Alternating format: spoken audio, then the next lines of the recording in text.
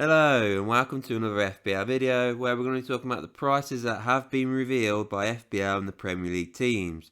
So FPL still hasn't been launched yet, but all 20 teams have now announced 4 of their players' prices. So I'm expecting maybe tomorrow, if not then it'll be Friday, then FPL will be launched, which probably makes more sense ahead of the weekend. But anyway, we're going to look through the Arsenal players, Chelsea, Liverpool, Man City and Man United. And then finally we'll take a look at some of the players that we might be interested in bringing our team throughout the season. So Arsenal, here are the 5 players that we've got off them so far. Now first up we'll talk about Martin Odegaard. Obviously he was the first player revealed on the Monday. 8.5 million he is this year, so he's gone up 2 million. Now he had an outstanding season last season. 8.5 million might be a fair enough price, to be fair. I mean, maybe 8 million, but yeah, 8.5. He did get a lot of goals and assists last season, so I can understand why he's at that price. Saka, though, on the other hand, 8.5 million. Now, there's another player we'll see later on that costs a bit more, and I did think Saka would be around 9 million. I think 8.5 is probably actually a little bit cheaper than I expected. I do think he should have been 9 million. Gabriel Jesus, 8 million. Again, if he continued to have a great season, if he didn't get that injury, I do think he would have probably gone up to 9 million as well. But obviously the injuries kept him down, so 8 million seems like a fair price for Gabriel Jesus. And now he's got competition with, next up, Havertz. I mean, obviously he plays more midfield, but he played up front for Chelsea, so he could be doing that for Arsenal. 7.5 million. To be fair, I think he's a bit of a shocking player, to be honest. So 7.5 million, I think a bit high. I would have had him probably at 7 million, maybe even 6.5, but they put him at 7.5. And then Zinchenko, 5 million. I wasn't expecting that one at all. I was expecting 5.5 or 6 million with the Arsenal defence of last season. I know they dropped off right at the end of the season. I think that can be the only contribution, especially with Zinchenko. He had a great start to the season. At the end, it kind of fell off a cliff for him. So 5 million, that's a real good price for Zinchenko. So not too bad, some of the prices. Saka, I thought would be higher. Happy with Jesus's and Zinchenko's. I can deal with Odegaard's and Havertz. I'd probably say that's probably a little bit high. Would have been nice to have had maybe Ben White's price. We'd like to see what his is. Maybe even Saliba's. Not too fussed about seeing Trossard's, because I don't think he'll start. But Martinelli, it would be interesting to see what Martinelli's price is. And Ramsdale. Those are probably the ones that I'd look at most. But yeah, those are the Arsenal prices. So then on to the Chelsea players then. We've got 5 players here, but they did actually announce a 6th one. If you looked in your emails, you got an extra Chelsea player there. But first up, we'll talk about Nkunku. 7.5 million. He was released on Monday. He's playing as a striker in the game. I tell you what, if he plays up front for Chelsea, he is somebody I'm definitely going to be looking at putting in. 7.5 million for a Chelsea striker. Now, no Chelsea strikers in the last couple of seasons have been awful. But when they get it right, Chelsea, they get it right. So he's somebody definitely to look at. Such a cheap price, 7.5 million, if he gets off to a great start. Now, next up, we've got Sterling at 7 million. He was 10 million last season. He's now 7. He's dropped off massively. Now he's at that point where we can look at him and go, should I go for him now? Because that's actually a decent price. We don't know what formation Pochettino is going to go with. We don't know what starting lineup he's going to be in favour of. But if Sterling starts and he's getting Chelsea playing well, he's definitely somebody to really consider bringing in. Mudryk, 6.5 million, too high for me. I would have had him at 6 million. He was that bad last season. I don't know how you can have any confidence in him. Obviously, somebody you want to look at if he does start. I'll be surprised if he starts. I reckon he's going to be on the bench for Chelsea. But if he does start and he's at that price, yeah, that's something to look at, especially if Chelsea do get off to a good start. Then we've got Reece James and Ben Chilwell, the right wing back and left wing back. When they're both fit, they're both the best in the league. Well, one of the best in the league, you'd say. So to be 5.5 million both of them, that is an absolute steal. And Chelsea's fixtures at the start of the season after game week 1 are really good. You could easily double up on Chelsea defence, which sounds mental because how bad they were at the back last season. But obviously, it depends on fitness with these two, because these two seem to be terrible at staying fit. And then finally, you had Jackson, their new striker, in your email. He was 7 million, which again, if he starts, that's a decent price if he gets off to a good start. But honestly, I think he's just going to sit on the bench. I don't think he's going to score more than 10 goals, so he's not somebody I'm going to look at getting in. But yeah, 7 million for Jackson. So if you just start up front, then yeah, that's a decent price as well. With Liverpool now, we've got 5 players here. Again, like Chelsea, we got a 6th. We've got another one in our emails. It was Gakpo. But even then, I'd like to know what is Diaz's, what is Van Dijk's, what is Alisson's. There's so many other players at Liverpool that you kind of want to know their prices. Jota as well. But we've got these 5 for now, and obviously we've got Gakpo as the 6th. Obviously, Salah was on the Monday, 12.5 million. I think that's the same price it was as last season. Understandable. I mean, the guy gets you points. What can you say? He scores goals left, right, and centre. He was considered to have a bad season, but overall, he absolutely smashed it points-wise in FPL. So you can't really ignore the fact that that price is fair enough. So yeah, 12.5 million for Salah. It's fair enough. Whether I'll go for him this season though, with the prices of other players, I'm not 100% sure I'll be able to fit him in. But yeah, 12.5 million seems about right for Salah. Nunes, he's dropped down to 7.5 million. He was 9 million when he joined last season. 7.5 million, and to be fair, I think that's fair enough, to be honest. I don't think he's going to start, to be honest, for Liverpool. I think he might actually get dropped to the bench at the start of the season. Of all players fit, back ready to play, I think he's out of favour. He had so many chances last season to score and he just couldn't do it. Maybe he'll do it this season, but I don't know if Klopp will have the faith in him to start him at the start of the season. Robertson, he's dropped down to 6.5 million, which is pretty decent, to be fair. Obviously he had his worst season ever last season, so if he has a better season, 6.5 million is pretty decent. Alexander-Arnold, though, on the other hand, he's gone up to 8 million. It's the most expensive I've seen a defender, 8 million. Obviously, he had such a great ending to last season, and I'm kind of glad they've actually upped him to 8 million, because obviously it was getting a little bit too easy to get certain players. Now there's a massive gap between Trent and Robertson. It was literally just 0.5. It's now 1.5. So it's a big gap there. So big decisions to make. But it will be nice to know what Van Dijk's price is as well. That'll make it a little bit interesting. And then McAllister, a bit underwhelming this one. Didn't really want to know what his is, because I think we all gathered now he's joined Liverpool, he's going to play more of a CDM kind of role. He's not going to be on penalties. 6 million. Yeah, I don't think anybody's going to really look at him, to be honest. So I kind of find it of an irrelevance. I could be wrong. He could be playing more attacking. He could be on penalties and he could absolutely smash it. But yeah, he's 6 million. So cheap price, I guess. But I can't imagine anybody really being that interested in him. And then finally, Gakpo, who we don't have on here. He was listed at 7.5 million. I'm pretty sure that's what he was when he first joined as well in January. That's an interesting one. So he's the same price as Nunes. Now, who's going to start up top in the middle? It could be Gakpo. And if Gakpo is the guy to start, he is definitely somebody to consider at the start of the season. Obviously, Chelsea first game's tough, but after that, maybe we'll have to see that first lineup Chelsea and Liverpool put out, because those two teams are very interesting to see who they're going to put out in their favourite starting 11. On to the champions then, and Man City. We only have 5 of their players. We've never got a 6th in the email, which is a bit frustrating because we want to know as many Man City players as we would like. So we don't have Fodens, Mahrez, Edisons, Akanjis, Diaz's. There's so many Alvarez's. We don't know any of their prices yet, which is a little frustrating. But we've got Haaland's, what is on the Monday, 14 million. That's the joint most expensive ever. That seems about right, to be fair. He absolutely smashed it last season, and they need to make it harder. That tells me I can only have one premium if I go for Haaland. There's now, a 1.5 million gap difference between him and Salah.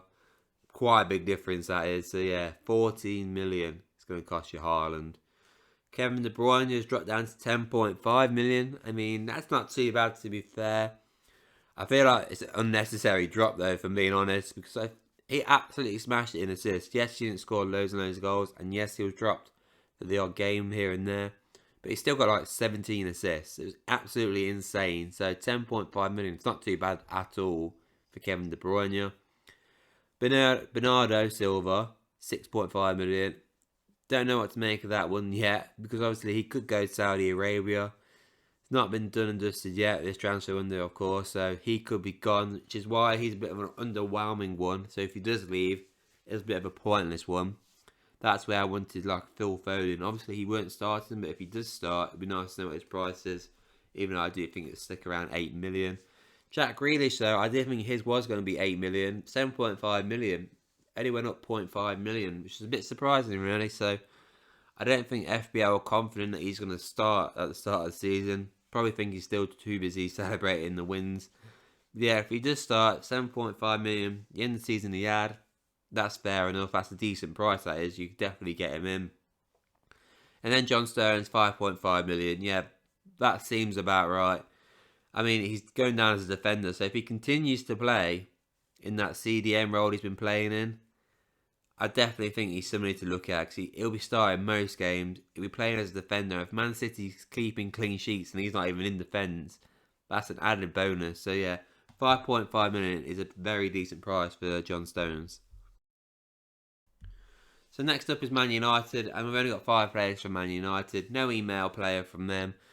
But we have got probably the players that we fancy most, apart from Sancho, I'd say. But yeah, the other 4 are the personal interests that we kind of all look at to bring into our teams.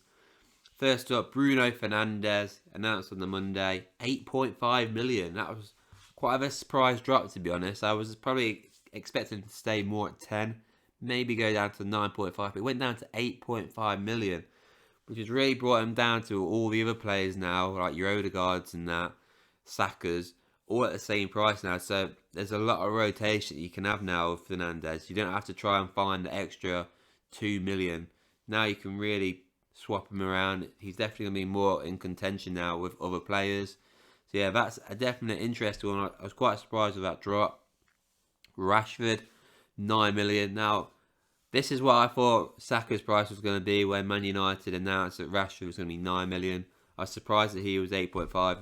I thought he'd be 9 as well. So yeah, 9 million for Rashford. That's a massive price rise. He was 6.5 million last season, so he's gone up 2.5 million. That's an interesting one now. Do we really want to be spending 9 million on Rashford, or should we just go for an 8.5 million Fernandes? That is a tough one, but honestly, he was outstanding last season. Can he keep it up this season? I hope so. But yeah, 9 million. That's inexpensive.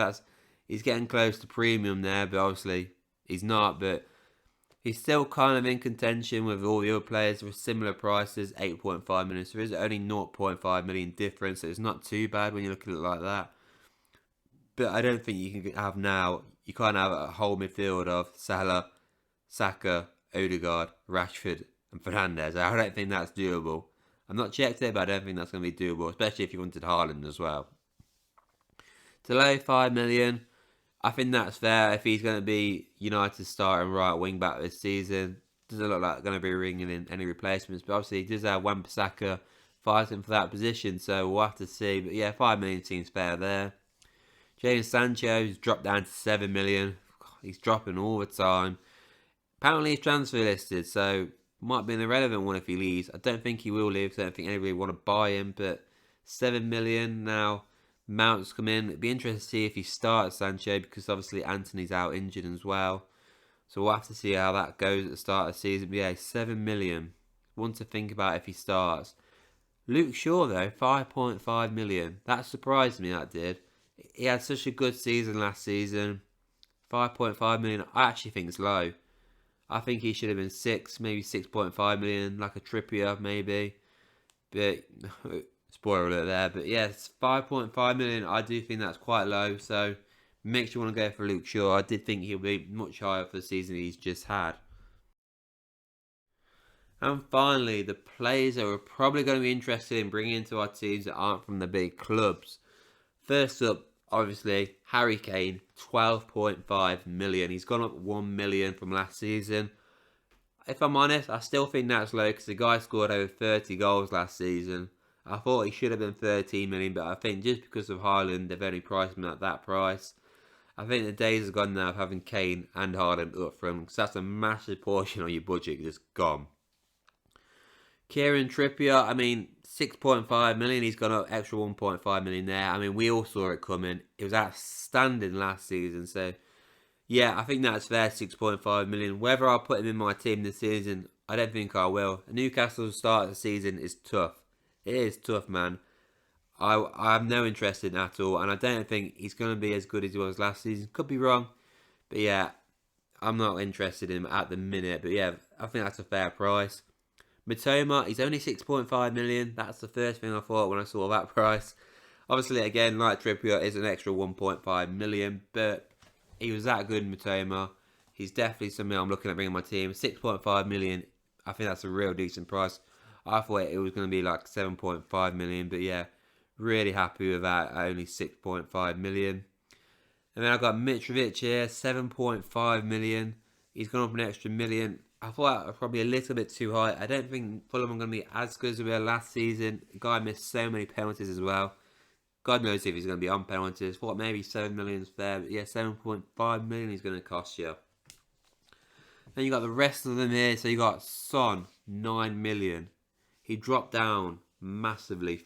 3 million drop down to 9 million. He's now down to that price where we're all going to be thinking, should I go for Son? Should I go for him? He needs to have a better season than last season. Surely he'll have a better season than last season. 9 million, I think that's a decent price. I mean, I would have even dared to have gone for 8 million, but alright, 9 million it is. He's still in contention with a lot of other players. But when you think of the seasons Saka and Son have just had, and Saka's cheaper than Son, all day at the start of the season you're going to go for Saka in your team. You got Solly March at 6.5 million, same price as Matoma. I think that's fair and it's about right. Both of them were 5 million. Now both of them 6.5 million. That is fair. I can understand that completely. Whether March will have a good season like he did last season, I don't think he will. He's not something I'm going to look at jumping into my team. But yeah, 6.5 million for March.